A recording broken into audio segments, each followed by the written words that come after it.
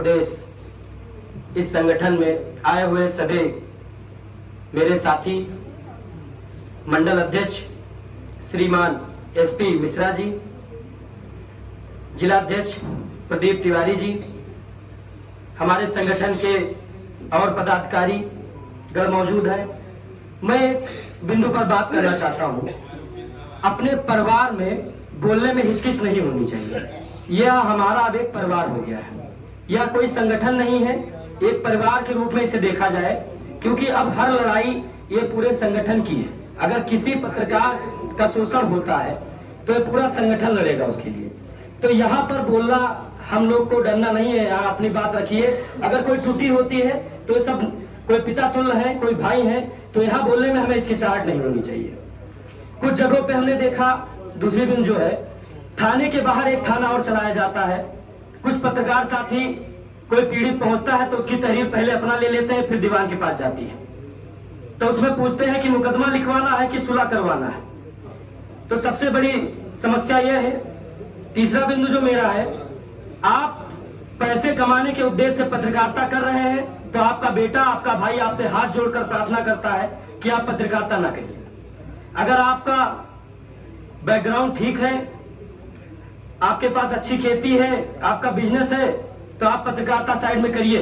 यदि आप पैसे कमाने के उद्देश्य से पत्रकारिता कर रहे हैं तो मेरा हाथ जोड़कर आपसे प्रार्थना है, विनती है कि आप पत्रकारिता ना करिए। मैं यहाँ बैठा हूं, इस बैठने के पीछे 3 व्यक्तियों का बहुत बड़ा हाथ है। आदरणीय बैजनाथ अवस्थी जी 2021 में मेरे पिताजी से कहा कि तुम्हारा बेटा मेरे साथ चलता है तो मुझे कुछ दिनों के लिए इन्हें मेरे साथ छोड़ दीजिए। उन्होंने बहुत बड़ा सपोर्ट दिया मुझे। खबरें लिखना नहीं आता था, मुझे माइक पर बोलना नहीं आता था। हमारे महाराज जी, अवस्थी महाराज जी जबरदस्ती फोर्स करके मुझे बोलने का मौका दिए। उसके बाद श्रीमान आचार्य जी बैठे हुए हैं, इन्होंने बहुत दिन तक मेरी खबरें प्रकाशित की। मेरी खबरों में त्रुटि रहा करती थी, फोन कर बताते थे ये चीज गलत है, इसको सुधार करिए।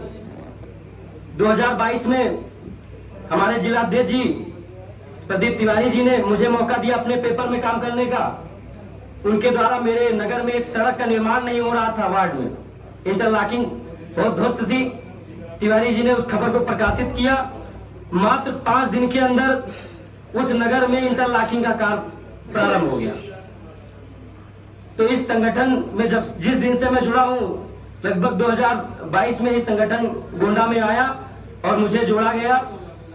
इससे पहले हमारे शर्मा जी अध्यक्ष रहे, उनकी तरफ से भी मीटिंग की गई, उसमें भी बोलने का मुझे मौका मिला। अभी बीते गोंडा में एक घटना हुई ON पांडे जी के हॉस्पिटल में, वहां हमारे कुछ पत्रकार साथियों पर हमला भी हुआ।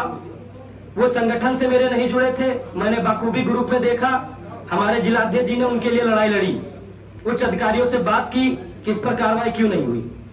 वो पत्रकार साथी थे बट वो हमारे संगठन से नहीं थे, फिर भी उनकी मदद हुई। तो आप लोग पूरा विश्वास रखिए, इस संगठन में आपका पूरा सहयोग होगा, पूरा समर्थन मिलेगा। हमारे मंडल अध्यक्ष जी जो हैं, उनको इस अवस्था में मत देखिए कि वो बुजुर्ग हैं, वो हम सबसे तगड़ी लड़ाई लड़ना जानते हैं, बहुत घटनाओं को झेल चुके हैं। बस यही इतनी मेरी विचार भावना थी बताने के लिए कि आप लोग पत्रकारिता करिए, लेकिन पैसे कमाने के उद्देश्य से ना करिए। अगर आपके पास कोई व्यवसाय है, खेती है, तो आप पत्रकारिता करिए। और थाने के बाहर एक और थाना ना चलाइए। कोई व्यक्ति आता है, उसकी तहरीर लेके स्वयं ना जाइए, उसको जाने दीजिए, वो आए, उसकी बाइट करिए, उसकी खबर पे एक्शन करवाइए। आप स्वयं नहीं जाएंगे वहां। सबसे बड़ी समस्या मेरे कटरा की है। वहां कुछ पत्रकार साथी हैं जो सुबह आ जाते हैं, शाम को 7 बजे जाते हैं।